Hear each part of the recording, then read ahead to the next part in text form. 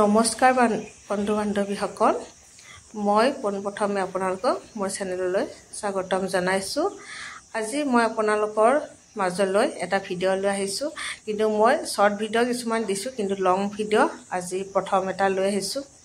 আৰু এইটো হৈছে কি, নয়নতৰা ফুলৰ বিষয়ে অকণমান আপোনালোকক কওঁ। যিয়ে জানে কথা নাই, ভিডিঅ'টো স্কিপ কৰিব পাৰে, নাচালেও কথা নাই, কিন্তু যিখিনিয়ে নাজানে তেওঁলোকৰ কাৰণেহে এই ভিডিঅ'টো। আপোনালোকে চাওক, সকলোৰে ঘৰত বা বাহিৰত নিজে নিজে গজে এই ফুলবিধ। কোনো নোৰোৱে, কিছুমানে বনৰীয়া ফুল বুলি ভাবি গুৰুত্ব নিদিয়ে, কিন্তু এই ফুলজোপা যদি আপুনি বাহিৰত ফুলি থকা দেখিছে বা পুলি হোৱা দেখিছে, আপুনি উভালি লৈ আহি নিজৰ ঘৰৰ পদূলিত ৰুই দিবচোন। আৰু ইয়াত মই শাস্ত্ৰত শুনামতে ইয়াত মা লক্ষ্মীয়ে বাস কৰে বুলি কয়। আৰু ইয়াতো পূজা মাংগলিক অৱস্থাত এইবিলাকতো ফুলটো লাগেই, এই ফুলখিনি।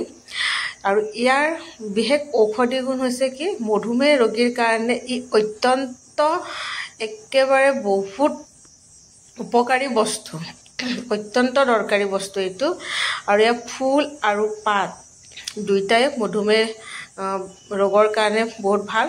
ইয়াৰ পানী ৰাতিটো যদি তিয়াই থৈ দিয়ে, পাত কেইখিলামান বা ফুল পুৱা খাই দিলে এনেকৈ সুফল পায়। আৰু তিয়াই নথলেও কথা নাই, যদি কেইখিলামান ধৰি লওক 6-7 খিলামান পাত আনি বা ফুল আনি যদি পানীত উতলাই 1.5 কাপমান পানীত উতলাই আধা কাপমান কৰিব লাগে, কৰি সেই পানীটো খাই দিব লাগে। আৰু এনেকৈ কমচে কম 15-20 দিনমান খালে ডায়েবেটিছ ৰোগ ভাল হৈ যায়।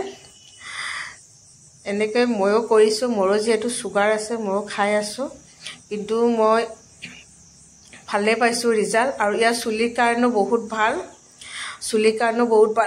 চুলি পকা কমে। এইটো মানে নাৰিকলৰ তেলৰ লগত মিহলাই উতলাই এইবিলাক চুলিত লগাব লাগে, ফুলটো বা পাতটো। ইয়াৰ শিপাও মানে বহুতেই উপকাৰী বস্তুটো, দেখিবলৈ ধুনীয়া আৰু মানে সকলোখিনিয়ে উপকাৰী বস্তু।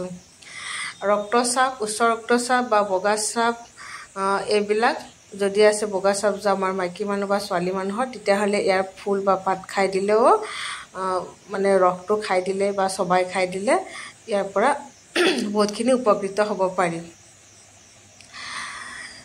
তাৰপিছত আৰু এটা কথা কওঁ আপোনালোকক, মোৰ চেনেলত যদি মোৰ ভিডিঅ'টো চাই ভাল লাগিছে বা প্ৰথম আহিছে, তেতিয়াহ'লে মোৰ চেনেলটো ছাবস্ক্ৰাইব কৰি দিব, আৰু ভিডিঅ'টো ভাল লাগিলে লাইক কৰি দিব। ধন্যবাদ।